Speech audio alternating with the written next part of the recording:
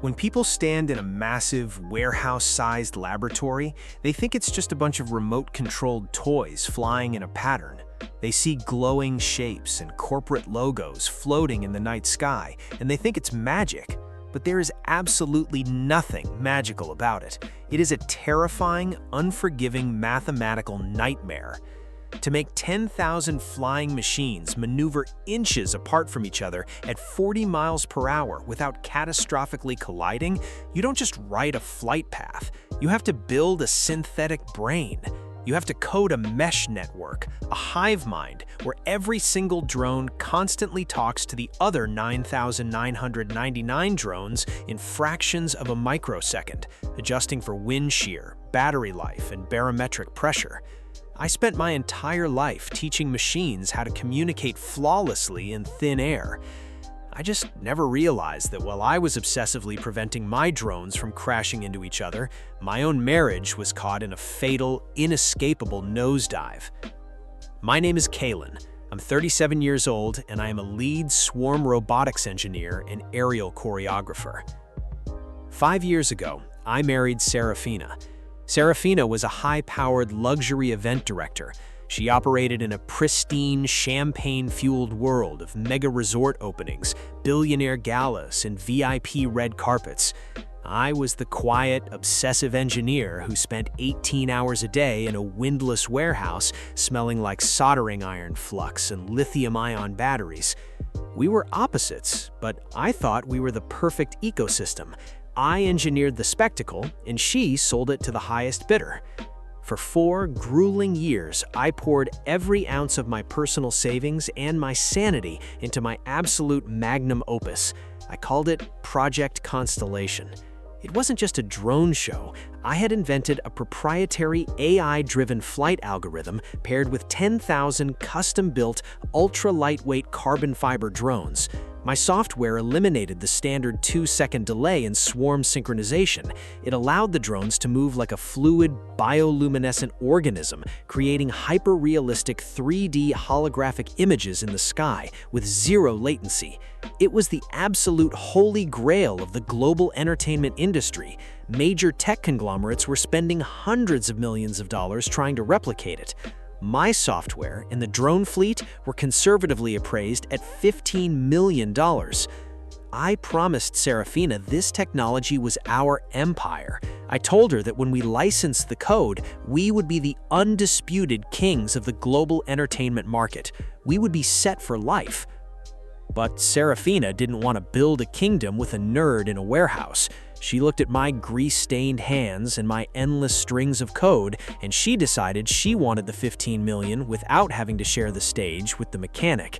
And she found a corporate shark who was more than willing to help her hijack the sky. The telemetry of our marriage started to fail when Serafina's event agency signed a massive contract with a global entertainment and mega resort syndicate. The CEO of that syndicate was a man named Tristan. Tristan was 45 years old and the absolute poster boy for corporate arrogance. He didn't build anything, he didn't understand aerodynamics, and he couldn't write a single line of code. He was a ruthless venture capitalist who bought up brilliant startups, slapped his massive, aggressive logo on their technology, and presented it to the world as his visionary genius. He wore custom linen suits, flew a private jet between Miami and Dubai, and treated brilliant engineers like disposable IT support. Suddenly, Serafina started spending all her time at Tristan's glass tower headquarters, claiming she was restructuring his global launch strategy for a new mega resort. The red flags didn't just quietly appear, they flashed like a critical battery failure on my dashboard. First, the profound, unapologetic disrespect. Serafina started actively belittling my life's work. "Kalen, you need to wake up," she scoffed one evening, tossing her $5,000 handbag on my pristine workstation. Tristan manages a billion-dollar hospitality portfolio. He dictates the global culture. You're just a guy sitting in a dark room playing with toy airplanes. You lack corporate vision. Nobody cares about your mesh network algorithms. They care about the branding. Second, the intense, unnatural secrecy regarding her devices. Serafina changed the passcode on her phone and her iPad. She started taking crisis logistics calls in her car, sitting in the driveway with the engine running for 40 minutes before coming inside. Third, and by far the most terrifying, was the sudden, highly specific interest in my fleet logistics. A Serafina, a woman who absolutely loathed the noise of my testing facility, suddenly asked me exactly when the 10,000 drones would be fully charged and if the proprietary flight software could be copied onto a portable, encrypted flash drive. When an event planner suddenly asks for the master encryption keys to a $15 million autonomous flight algorithm, you don't answer the question. You run a deep-level packet inspection on your network. When you build proprietary AI technology that controls a fleet of 10,000 flying machines, you don't rely on a standard Wi-Fi password. My entire warehouse network was routed through a custom hardware firewall that silently logged every single byte of unauthorized data moving across the local area network. One Saturday night, while Serafina was supposedly at a weekend VIP retreat in the city, my phone vibrated with a critical priority alert from the lab. Someone was actively attempting to execute a mass file transfer from my secure development server to an unauthorized external cloud locker. I didn't storm into the house and kick the door open.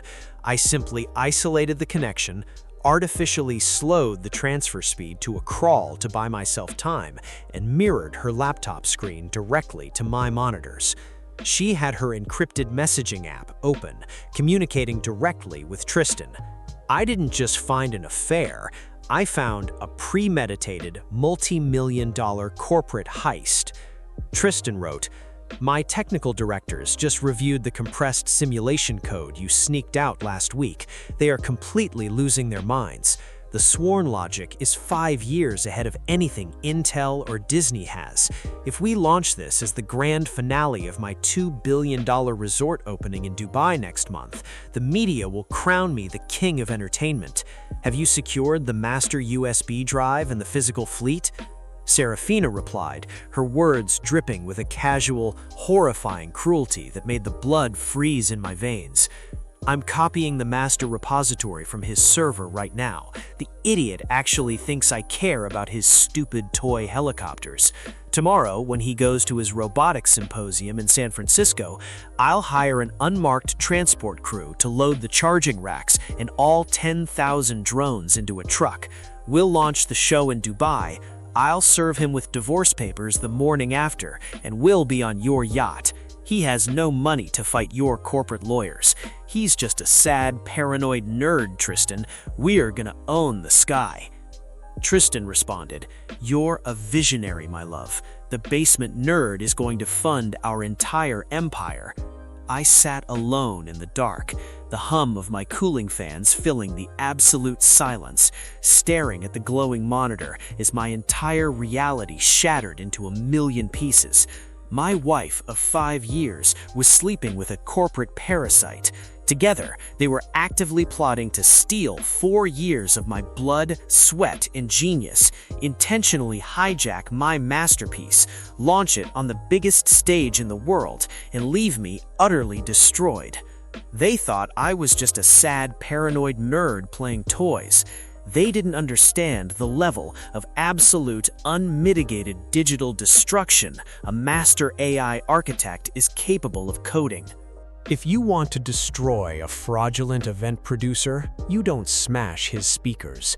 You let him steal your fleet. You let him ship it across the world. You let him invite billionaires to watch, and then you hijacked the sky. I didn't confront her. If I yelled and locked the lab, Tristan's army of corporate lawyers would bury me in injunctions, claim they had a verbal contract to the design, and tie me up in court for a decade until I went bankrupt. I needed them to steal the drones. I needed Tristan to proudly stand on a stage in front of thousands of investors and hit the launch button on my machine. So I went to work on the firmware. I took the true, uncompiled master source code, encrypted it with a 256-bit key, and moved it to an air-gapped hard drive that I locked in a bank vault. Then, I turned my attention to the cloned code they were planning to steal and the 10,000 physical drones sitting in the charging racks. To Tristan's highly paid, arrogant technical directors, the cloned code I left on my server would look absolutely flawless. It would compile perfectly. When they ran digital simulations of Tristan's massive corporate logo spinning in the sky, it would work beautifully. But deeply embedded in the absolute foundational math of the collision avoidance execution protocol, buried so deep in the hex code that no QA tester on Earth would ever find it, I wrote a logic bomb. I programmed a highly specific GPS and chronological trigger. I knew exactly where Tristan's mega resort in Dubai was located. I coded the swarm's hive mind so that if the 10,000 drones were launched within a 1-mile radius of those exact GPS coordinates, the system would run perfectly for exactly 10 minutes. But at minute 10, the payload executed. The AI would completely lock out Tristan's local ground control stations. It would forcibly rearrange the entire 10,000 drone swarm, overriding their beautiful pre-programmed shapes with a hard-coded, unmutable, and highly aggressive alternative light show. I finalized the patch. I left the cloned code on my server. The next morning, I packed my bags for the convention in San Francisco. I kissed Serafina goodbye. "Have a great trip, Kalen," she smiled, handing me my coffee. "Take care of the lab, Serafina," I replied, looking her dead in the eyes. "You know that fleet is my masterpiece." "I'll guard it with my life," she promised. I drove away. I let her bring the thieves into my sanctuary. I let them steal the bomb. Now they just had to press launch. I didn't go to San Francisco. I drove straight to the downtown offices of the most aggressive, ruthless, intellectual property and aviation lawyer in the tech industry. I sat down at his mahogany conference table. I handed him my original, time-stamped code logs. I handed him the high-definition security footage and the crystal-clear iCloud transcripts of Serafina and Tristan explicitly conspiring to steal the files in the 10,000 physical drones. And finally, I handed him the official, federally approved patent documentation for the Swarm Logic software, which I had secretly expedited and secured exclusively in my own name a month prior. My wife and her accomplice are going to illegally launch 10,000 stolen, patented autonomous aircraft over a crowded mega resort in Dubai next Saturday, I told my lawyer calmly. My lawyer reviewed the documents, read the chat logs, and slowly smiled like a shark smelling blood in the water. Kalen, utilizing stolen, patented aviation technology to solicit hundreds of millions of dollars from international investors is massive, willful federal fraud. But beyond that, flying an unregistered, stolen fleet of autonomous aircraft in restricted commercial airspace violates massive international aviation laws. If he launches this fleet, we won't just sue him. Civil aviation authorities and Interpol will literally liquidate his entire corporate empire. Draft the paperwork, but do not file the injunction yet. Do not stop the show. Let him put the drones in the air. I want him to put his face on it in front of the whole world. On Wednesday afternoon, my phone notified me that my lab doors had been breached. Through the hidden cameras, I watched Tristan's logistics team illegally pack my charging racks and 10,000 drones into shipping containers. Serafina left a white envelope containing divorce papers on my desk and walked out. They were laughing. They thought they had just executed the perfect, untouchable heist, but they had no idea they had just launched a digital self-destruct sequence into their own sky. Saturday night, live from the grand opening in Dubai, the undisputed center of global luxury. I sat in my dark hotel room watching the global broadcast in high definition. The live stream had over 3 million viewers. Tristan was hyping up the crowd, pacing back and forth across the massive outdoor stage, absolutely dripping with unearned confidence. The camera panned to the VIP section, and I saw Serafina standing there, holding a glass of champagne, looking incredibly proud, believing she had just secured a billion-dollar empire. "Ladies and gentlemen, your highnesses," Tristan announced into his microphone, his voice oozing with arrogance. "Tonight, we redefine the heavens. I present to you the greatest technological spectacle ever created by man." He dramatically pressed the launch button on his tablet. Behind the resort, the deep hum of 40,000 micro-propellers filled the air. 10,000 drones lifted off simultaneously, forming a massive, glowing, bioluminescent wave in the night sky. The crowd went absolutely wild. For the first 9 minutes, the show was flawless. The drones formed beautiful geometric patterns, animals, and finally began to assemble Tristan's massive corporate logo, 1,000 feet wide across the sky. I looked at the stopwatch on my phone. At exactly 10 minutes, the GPS proximity trigger hit critical mass. My logic bomb executed. The drones didn't crash, but the swarm's hive mind forcefully severed all connection to Tristan's ground control laptops. On the live global broadcast, right in front of the most elite crowd on Earth, the magic violently shifted. The massive glowing corporate logo of Tristan's company suddenly shattered. The 10,000 drones violently swarmed, glowing an aggressive, blinding neon red. They reassembled instantly into a massive 1,000-foot wide, perfectly scannable QR code that hung over the entire resort like a blazing neon billboard. Below the QR code, the drone spelled out in massive, 500-foot-tall red letters, "Stolen code. Tristan is a fraud. Scan to hear the truth." The crowd of thousands went dead silent for exactly 2 seconds. Then, absolute apocalyptic curiosity erupted. Thousands of people in the audience, including journalists and billionaires, frantically pulled out their phones, pointing their cameras at the giant red QR code in the sky. The QR code linked directly to an undeletable cloud audio file, the crystal-clear recording of Serafina and Tristan explicitly plotting to steal the drones, hack the code, and defraud the investors. Tristan froze on stage, his jaw dropping. He stared at the sky in pure, unadulterated horror. "Shut it down! Land them! Cut the power!" Tristan screamed at his technical directors, totally unhinged, frantically throwing his tablet on the ground. "We can't! They're not responding to our commands!" his lead engineer screamed back over the headset. In the VIP box, Serafina dropped her champagne glass. It shattered. She pulled out her phone, scanned the sky, and heard her own voice playing back to her. She put her hands over her mouth, her face turning the color of wet concrete, looking like she was going to pass out. The elite crowd didn't cheer. They started whispering, pointing at Tristan in utter disgust. The live stream chat completely broke. 3 million people had just watched a CEO expose his own massive corporate fraud in the sky. I took a slow, deeply satisfying sip of my coffee, smiled at the frozen live stream, and texted my lawyer, "Clear for landing." You cannot unbroadcast a 1,000-foot-tall confession in the sky to the entire internet. The fallout was an absolute, unmitigated, scorched earth massacre. The video of the red drones and the audio file went viral globally within minutes.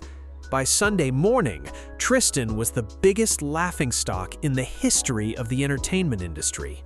The wealthy investors who had funded his mega resort immediately pulled their money and filed massive lawsuits against him for gross misrepresentation and corporate fraud. But the real fatal blow came from the authorities. Because Tristan had illegally flown 10,000 unauthorized, stolen autonomous aircraft in restricted commercial airspace, international civil aviation authorities and Dubai police raided his hotel suite. He was detained before he even reached the airport. Days later, Based on the dossier my lawyer submitted, he was indicted for massive corporate fraud and international intellectual property theft. His empire collapsed, and he was facing 15 years in prison. Serafina's life was vaporized. Tristan, realizing he was facing total ruin, immediately blamed her. He told investigators that she was a rogue event director who had supplied him with the stolen drones and hacked code without his knowledge. He threw her to the wolves to save himself. She called me from a hotel room in Dubai, sobbing so hard she was hyperventilating. Kaylin, please, the authorities are here. Tristan dumped me. The drones spelled our names in the sky. You have to tell them you made a mistake with the code. Please, I have nothing. I didn't make a mistake, Serafina, I said calmly, leaning back in my chair. I gave you exactly what you stole. You just forgot to check the telemetry logs. I heard your audio file, by the way. Check your email. You've been served with a federal IP lawsuit. Enjoy the view. I hung up and blocked her number. During our divorce settlement, she had absolutely zero leverage. Because she was facing criminal charges for corporate espionage against me, the judge awarded me 100% of the marital assets and denied her any alimony. She walked away with millions in legal debt and an international felony record. It's been almost 3 years since that catastrophic launch in Dubai. After the dust finally settled and the lawsuits were paid out, I licensed the real, fully functioning, updated source code for Project Constellation. I didn't sell it to a flashy event broker. I sold the exclusive rights to a legendary, highly respected global event committee, the people who run the Olympics, a group that actually understands safety, respects the engineering, and treats its developers like true partners. I made enough money from that single contract to buy a massive new commercial robotics facility, hire a full team of engineers, and my business has never been better. Last I heard, Serafina avoided a long prison sentence by taking a plea deal, but she is completely blacklisted from the event and PR industries globally. She's currently working at a cheap tourist kiosk, handing out flyers for budget helicopter rides, knowing every single day that she voluntarily threw away her golden ticket to the absolute top of the industry. Tristan, completely bankrupt and ruined, is currently serving an 8-year sentence in a federal penitentiary for massive securities fraud and aviation violations. He has no mega resorts, no private jet, and definitely no drones. If there is a lesson to be learned here, it's a simple one. Never try to hijack a swarm if you don't know the architect who built the hive. If your partner thinks they can steal your hard work, push you into the shadows, and take the spotlight for themselves, don't try to pull the plug. Don't fight them for the server. Smile, hand them the hardware, let them ship it across the world, and let them confidently stand in front of the cameras. And right when they think they've secured their empire, just let the code execute.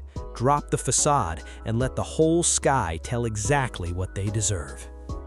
Thanks for listening to my story. If you enjoyed this one, drop a like, hit subscribe, and let me know in the comments, what's the most embarrassing technological failure you've ever witnessed? Stay sharp, trust the math, and always, always encrypt your source code.